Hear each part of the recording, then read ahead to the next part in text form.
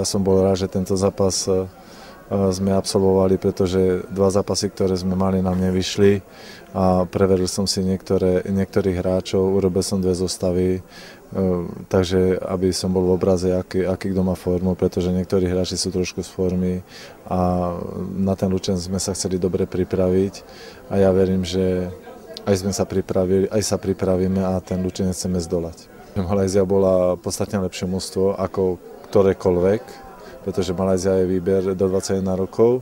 Oni hrali aj z Chelsea, kde prehrali 1-0 pre 90 000 divákmi, takže to je veľmi kvalitné mužstvo a bol to podľa mňa aj veľmi kvalitný zápas, hlavne v druhom polčase.